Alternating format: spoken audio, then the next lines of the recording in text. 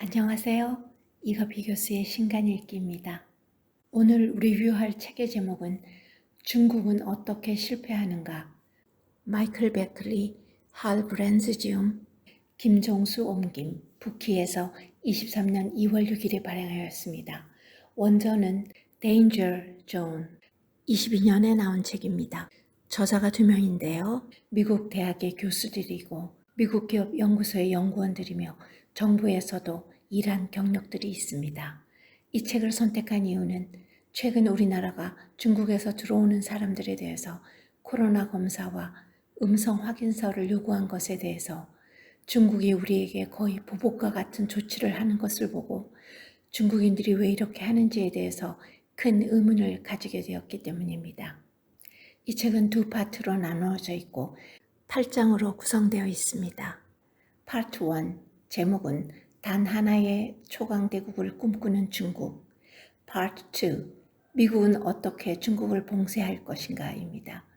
이 책은 철저히 미국의 관점에서 쓰여진 책이기도 합니다. 맨 앞에 있는 역자의 글에서 이 책의 특징을 보겠습니다. 그동안 미중 관계를 다룬 책들은 패권국인 미국에 떠오르는 신흥강국인 중국이 도전하면서 대립이 격화되고 결국은 패권 이행이 이루어진다는 이른바 투키디데스 함정의 개념을 주로 차용했다. 시진핑 스스로도 이에 근거해서 중국의 패권 야욕을 드러낸 바 있다. 이에 반해 이 책의 저자들은 강대국 간의 무력 충돌은 도전하는 신흥 강국이 정점을 지나 쇠락기에 접어들었을 때 제국주의적 팽창의 유혹을 느끼고 무모한 전쟁을 일으킬 위험이 커진다고 주장한다. 국력 상승에서 나온 자신감이 아니라 암울한 미래에 대한 불안감이 패권 도전국을 폭력적인 도발에 나서게 한다는 것이다. 이 책의 또 다른 큰 차이점은 긴급성이다. 미국이 앞으로 4, 5년간의 위험 구간을 무사히 건너가기 위해서는 긴급하고도 치밀한 대중국 봉쇄 전략을 구사해야 한다고 저자들은 주장한다. 그러나 이 책이 동북아의 지정학적 환경과 미중 경쟁 상황에서 큰 몫을 차지하는 한반도 문제와 한국의 역할을 거의 다루지 않은 것은 아쉬운 일이다. 지난 정권의 사실상의 친중 정책으로 인해 한국이 미국의 신뢰를 잃었기 때문일 수도 있다. 그러나 이제는 한국도 어떤 방식이든 전략적 입장을 분명히 표명해야 할 시점에 이르렀다고 본다. 저는 이 책을 읽고 3가지 정도로 나누어서 여러분께 전달하겠습니다. 먼저 중국에 대한 이야기입니다. 중국이 진정으로 원하는 것은 우리가 짐작할 수 있듯이 모든 독재 정권이 가지는 영원한 야심인 권력 장악과 유지, 그리고 대만을 병합해서 중국을 완전체로 만드는 것, 아세아를 넘어서서 글로벌 초강대국의 지위를 획득하는 것이다. 중국의 행동에서 드러난 증거를 보면 알 수 있다. 중국의 국방비 지출이 지난 30년 동안 10배로 불어났다. 2030년까지 미국과 대등한 핵 무장국이 되기 위해 속도를 내고 있고 중국 제조 2025를 통해서 인공지능과 양자 컴퓨터 등 핵심 기술에 대한 대대적인 투자를 하고 있으며 세계보건기구나 유엔 인권위원회 등 국제기구에 중국인을 고위직에 진출시키는 등 계산된 장기 전략을 추구해왔다. 또한 이념 공세와 더불어 자신의 정책을 국제적으로 강요할 수 있는 여러 수단을 가지고 있다. 사실상 1980년대 이후 미국이 중국에 제공한 횡재는 영원히 지속되지는 않는다. 중국은 정점이 지났으며 여러 가지 당면 문제를 가지고 있다. 첫째는 인구 감소와 노령화 문제이다. 높아지는 이혼율도 한몫을 하고 있고 한자녀 정책으로 가임 여성 연령대가 매우 부족하다. 2050년에는 은퇴자 1명을 부양하는 경제활동 인구가 2명에 불과하다.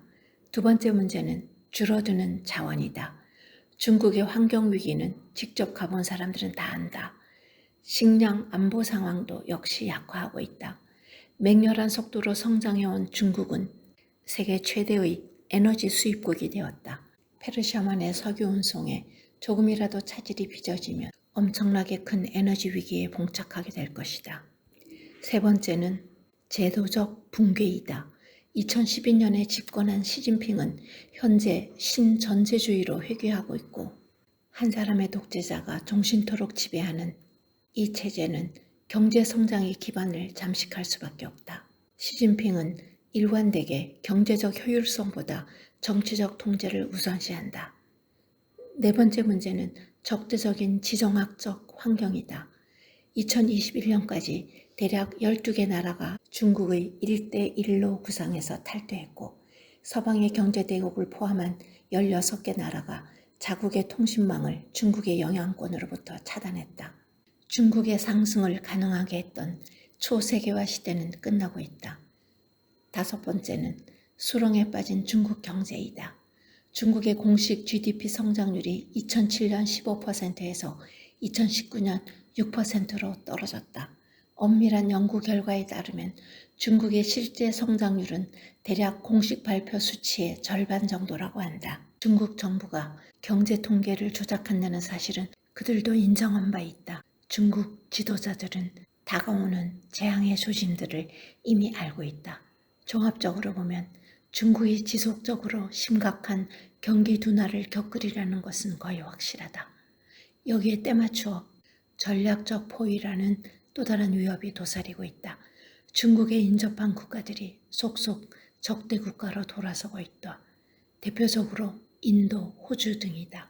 이러한 당면 문제들에도 불구하고 가장 큰 아이러니는 공산주의 중국이 이제 자본주의적 제국주의가 되어가고 있다는 것이다.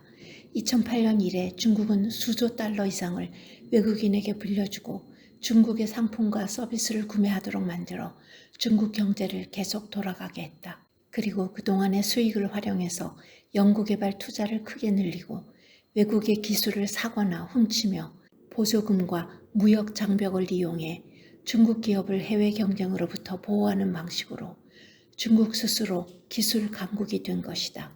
또한 빅데이터 기술을 통제하기 위해 다국적 기업의 데이터베이스를 해킹하거나 외국 기업들로부터 데이터를 구매하는 방법으로 해외 데이터를 대거 빨아들이고 있다. 이는 세계적으로 가장 중요한 자원을 지배하려는 노골적인 중상주의 전략이다. 이러한 상황에서 중국은 일본과 군사적 충돌을 일으킬 수도 있고 필리핀을 점령할 수도 있다. 그러나 가장 유력한 목표는 대만이다. 대만 정벌은 중국이 추진하는 영토 수복 활동의 대미를 장식하게 될 중심 목표이기 때문이다. 두 번째로 여러분께 전달하고 싶은 이야기는 이 저자들이 대만 침공에 대비해서 내어놓는 6가지 전략입니다. 첫째, 미 국방부는 대만 주변을 첨단 기술을 이용한 지뢰밭으로 만들어 침공군에게 큰 대가를 치르게 할 수 있다. 즉, 다수의 미사일 발사대, 무장 무인기, 전자교란 장치, 스마트 기뢰, 감지기 등을 해상과 대만 해변에 다량 배치하는 것이다. 두 번째, 동아시아에서 미국은 군사기지 통신설비 보급망 등을 신속하게 확대하고 강화해야 한다. 동시에 수십 개의 소규모 작전 기지에 전력을 분산 배치해야 한다.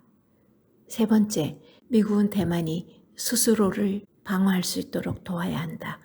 대만이 온 힘을 기울인다면 미국은 자금, 하드웨어, 전문성을 제공해서 대만을 침공하기 힘든 표적으로 만들어야 한다.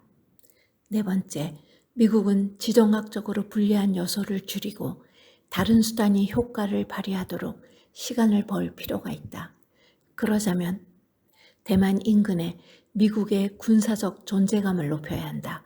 미국의 전함과 잠수함이 대만 해협을 통과하는 정기적 순시작전을 수행하고 미국과 일본은 일본 최남단 류큐 제도에 공동으로 미사일 발사기지를 세워야 한다. 더 획기적인 대응책을 생각한다면 미군의 지대공 미사일과 대함 미사일 포대를 직접 대만에 배치할 수도 있다. 다섯째, 미국은 중국의 군용통신 시스템을 방해할 수 있는 능력을 개발해야 한다. 중국 인민해방군은 1979년 베트남 침공 이후에는 주로 자국민을 살해하는 일만 해왔기 때문에 전시의 압박감 속에서 지휘 통제 과정을 제대로 시험해 본 적이 없다. 미 국방부는 사이버 공격 및 이와 연계된 수단을 통해 중국군의 지휘 통제 구조를 압박하고 군 통신망의 혼선을 일으키는 능력을 개발해서 중국군의 전투 능력을 저하시킬 수 있다.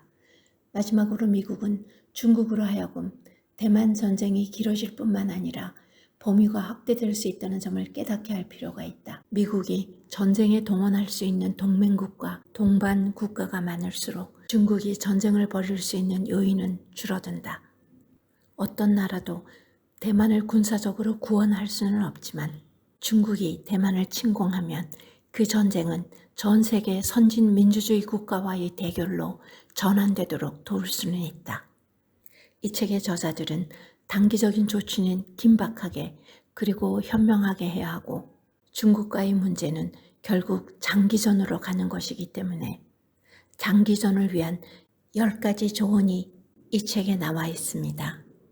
마지막으로 현재 미국이 취할 수 있는 중국에 대한 경제적 봉쇄의 방법입니다. 중국이 첨단 기술에서 항구적으로 영향권을 형성하지 못하도록 막으려면 수십 년이 걸릴 수 있다. 중국은 미국이 애써 이룬 연구개발의 과실을 훔치고 국제무역 협정을 교모하게 우회한다. 구조금과 산업 스파이 활동은 중국의 성장 모델에 너무나 중요한 역할을 하고 있다. 여기에서 미국은 중국의 상대적인 기술 역량을 약화시킬 수 있도록 더 예리하고 대상 범위를 좁혀야 한다. 그러기 위해 가장 좋은 방법은 작지만 강력한 비공식 경제 동맹을 맺어 중국을 배제하는 것이다. 만일 미국이 조약에 따른 긴밀한 동맹국인 호주, 캐나다, 프랑스, 독일, 일본, 한국, 영국 등 단 7개국만 결집시킬 수 있어도 강력한 경제 동맹체를 형성하게 될 것이다. 또한 산업 종류와 사안별로 신축적인 협력 관계를 맺을 수 있도록 네트워크 기반의 구조를 가져야 한다. 예를 들면 이상적인 반도체 연합은 독일, 일본, 네덜란드, 한국, 대만, 미국 등이 포함되고 양자 컴퓨터 및 차세대 암호기술 연합에는 호주, 캐나다, 뉴질랜드, 영국, 미국 등으로 구성된 기밀정보 동맹인 Five Eyes가 할 수 있다. 저는 이 책을 읽으면서 중국이 왜 그렇게 행동하는지 상당 부분 파악이 되었습니다. 여러분께도 미중 관계를 이해하는 데 도움이 되기를 바랍니다. 감사합니다.